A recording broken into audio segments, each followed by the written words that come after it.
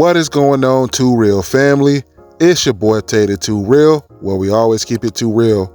And today, guys, I want to talk to you about why I believe the Florida Gators are underrated. Stay tuned. When you're looking at the 2024 Florida Gators, it's easy to sit there and say, man, they're going to struggle this year.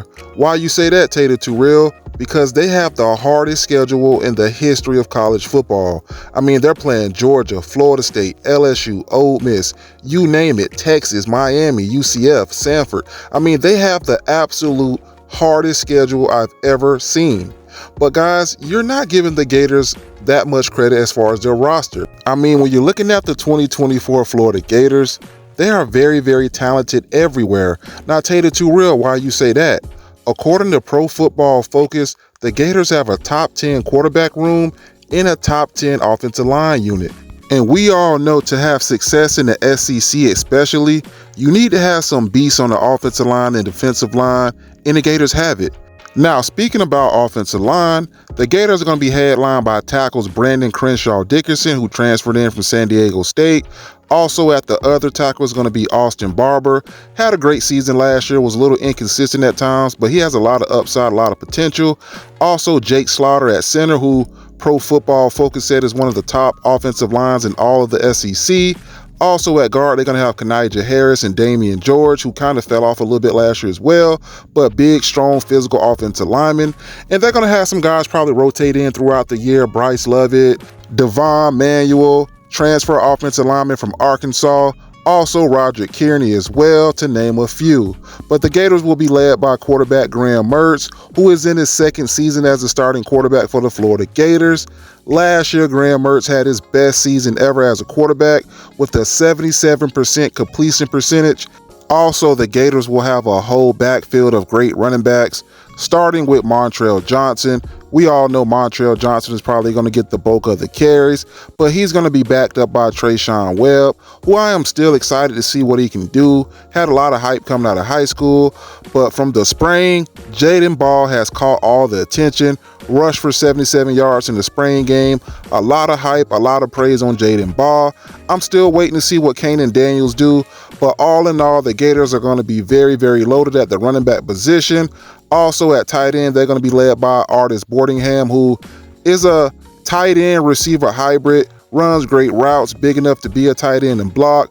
Also, Hayden Hanson is going to back him up as well. So the Gators are going to have some balance at the tight end position. You have a traditional, more of a receiving tight end at Artis Boardingham. Hayden Hanson is more of a blocker, but he can run routes. But this wide receiver room is absolutely deep and talented. And in my honest opinion, they're probably going to start Elijah Badger, Trey Wilson, Khalil Jackson, or Chimere Dike, who transferred from Wisconsin. And while he was playing at Wisconsin with Graham Mertz, he had his best year receiving.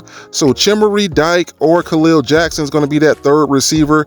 But beyond those guys, they have Andy Jean, Aiden Mazzell, TJ Abrams, Tank Hawkins, who ran a 4.25 in high school.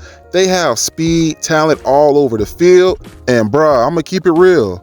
This receiver room got me so excited for the 2025 official arrival of DJ Lagway. Yes, I know he's going to be on the roster this year, but in 2025, he is officially going to take over the program, and I cannot wait to see what he do with all this young talent. But guys, let's talk about the defense now. Starting at the defensive end positions, the Gators are going to rotate in a lot of players, but mainly Tyreek Sapp is going to start, Braylon Taylor, Kelby Collins, LJ McCray is going to be at the end position. And on the interior, it's going to be Caleb Banks, Cam Jackson, Big Joey Slackman, who was one of the best players in all of the Ivy League, transferred in from Princeton. So you have TJ Surnsey, who's probably going to play more defensive end. You have former players who think TJ Surnsey is going to be a future first-round NFL draft pick.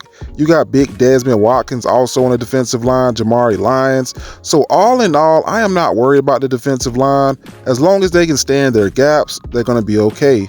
Now, the linebacking group is headlined by Shamar James, who in my opinion is definitely going to the NFL. He's fast, explosive. Also, they got transfer linebacker from South Carolina in Grayson Howard. He's another guy that's strong, physical, thumping type of linebacker. Now, let's talk about my least favorite part of this whole Florida Gator team, the cornerbacks. If you watched Florida Gators play last year, you would know one thing about this cornerback group. Whether it was barbecue chicken, whether it's potato salad, baked beans, corn on the cob, they were absolutely food each and every week for opposing receivers. They gave up big play after big play every single week. And I truly hope Jason Marshall can bounce back, because at one point Jason Marshall was looked at as a top 2-round NFL cornerback, but he was kind of up and down last year. He had his most pass breakups out of any other season with 10, and the other starting cornerback, in my opinion, is going to be Devin Moore. Now, Devin Moore is a guy with a lot of talent, a lot of potential. He was kind of hurt, and he was kind of up and down, in and out of the rotation, but Devin Moore is an absolute baller, in my opinion. The backups at corner is going to be Dejon Russell, who decommitted from Ohio State at one corner, and Jakeem Jackson at the other corner. Expect both of those guys to get a lot of playing time. Hell, I wouldn't be surprised to see Teddy Foster, true freshman cornerback, get some playing time as well, because I heard a lot of good things about him in camp. So all in all, I expect the cornerback group to be a lot more improved. Now let's talk about the safeties. Now, the Gators played 3 safeties. One safety is going to be DJ Turner, transferred in from Tulane, a veteran type of player. It's going to be where he's supposed to be at on the field. Ozzie Turner, safety from Washington, been making a lot of plays in camp. And again, trustworthy. He's going to be where he's supposed to be, a veteran player. And Jordan Castell, the do-it-all freshman last year, had a great season. So I expect this whole Gator team to be a lot more improved. And I know a lot of people are going to watch this video and laugh at me and say, the Gators will be lucky to win 4 or 5 games with that schedule. But guys, I'm going to say it right now, and I'm going to stand on it. I'm going to say the Gators are going to go 8-4. They're going to shock a lot of people. Billy Napier is going to win back the whole fan base, but expect the Gators to be good in 2025 when DJ Lagway is taking over the program. This year, they're going to surprise people, but 2025, you're going to see the Gators in the college football playoffs. This is your boy Tater Too Real, where we always keep it too wet, too real. Holla.